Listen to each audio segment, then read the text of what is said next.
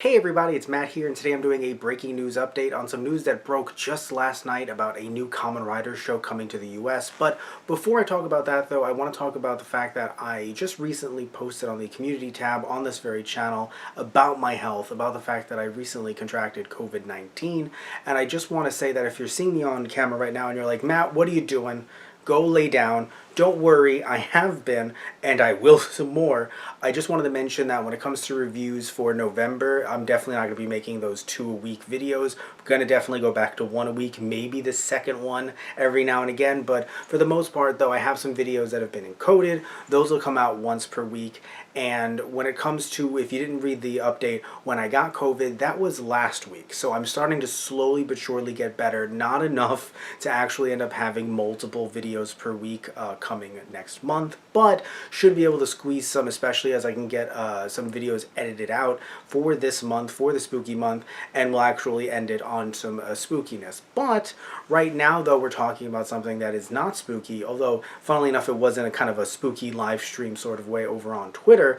We're talking about some really cool news about Kamen Rider Black coming to the US on Blu-ray. And we don't have any information on how much it's going to cost, on the release date, but we do know that it's coming. But interestingly enough, it's not being done by Shout Factory. So strap in, because we're going to talk about this right now. So this was posted on Twitter just last night. I was taking a nap, resting, because again, I am recovering from COVID. So I was taking a nap, and then when I woke up to this news, my mind was blown. So apparently Discotek, not Shout Factory, is releasing Kamen Rider Black. Now, here's the thing. This is not, if you haven't been following some news with Discotek when it comes to Toku, this isn't the first Toku thing that they've released. When it comes to the Henshin Hero genre, they've actually ended up releasing Just Beyond, as well as Gavin, which is actually coming up. So Gavin isn't out just yet, but Just Beyond has been for a while. When you look at the disparity between the prices of both sets, I am wondering how much Kamen Rider Black is going to cost.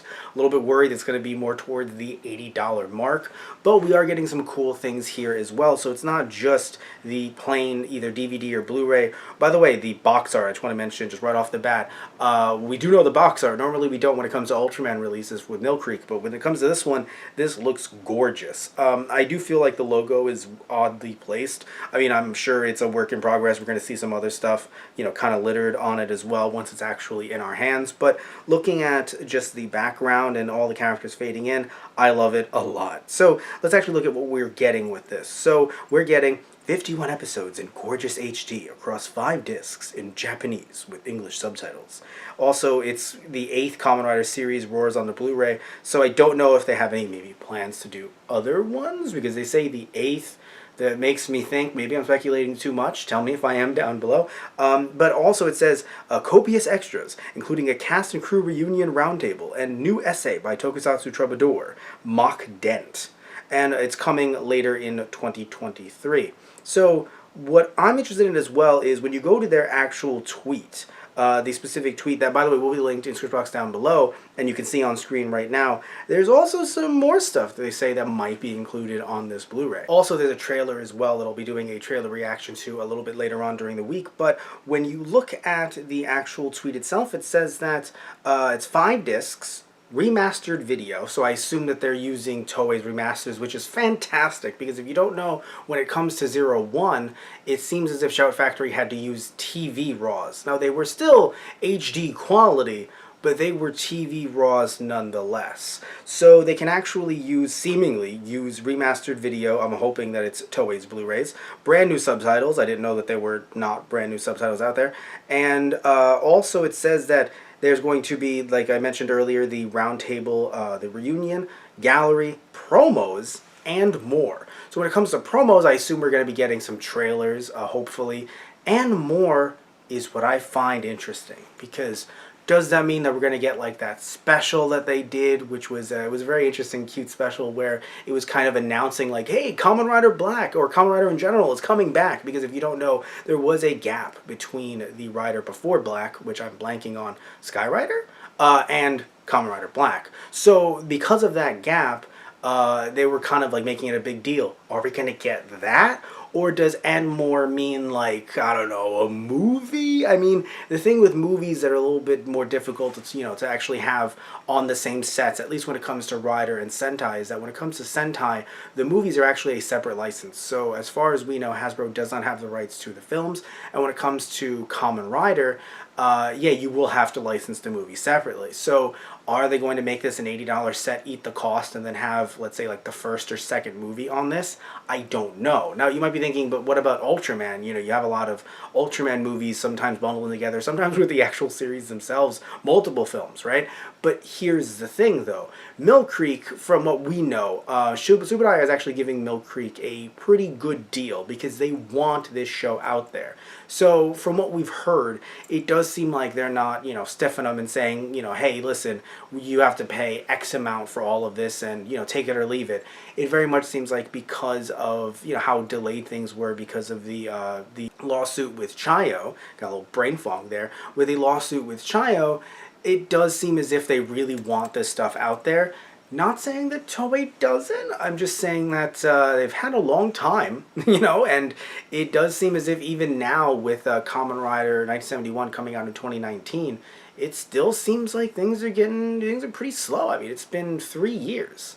I'm pretty sure that was 2019, right? Are we going to have another brain fog moment? My apologies, it was 2020. But it's still been 2 years, and when it comes to Kamen Rider Blu-rays in the US, we have Kuga, we have 01, and that's it. I mean, we've had V3 on DVD for a while, but it doesn't seem like Toei is kind of pushing companies to license it and pushing these out there. So having Black by Discotek, I'm sure for some of you out there, you're like, I wish it was with Shout Factory. But honestly, if we're getting more shows out there, more competition, I'm fine with it personally. Like, whoever wants to pick up Toku, just pick it up. I'm perfectly fine with that. Because, look, I'm sure, like, it's funny, when you look at what Mill Creek has done, I will admit I really do enjoy that level of consistency. Like, when you can see the entire spine of, let's say, the Showa Ultraman, that's really cool. But at the same time, though, we've gotten none of that from Shout Factory, even with their Super Sentai sets. So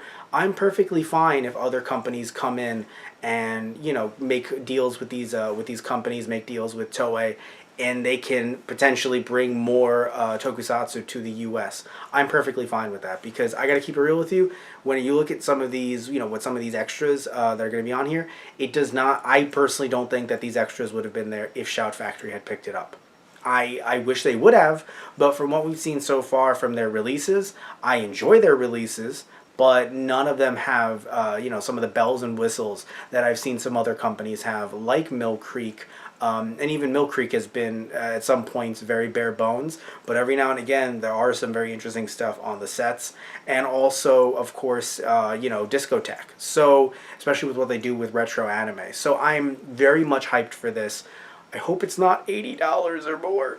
But I would understand if it is. I'm not saying I'd throw money at it day one, but I'd understand if it is because of the fact that it's that's a popular show, and I would imagine that Toei has a bigger asking price on Kamen Rider Black. I mean, again, look at Gavan and look at Just Beyond. Look at which one is more popular and look at which one is more expensive. Just my take on that. Not saying one is better or worse. Right? Just Beyond fans out there? Not saying that. I'm just saying that it seems like one commands a higher price. Black would as well, I feel.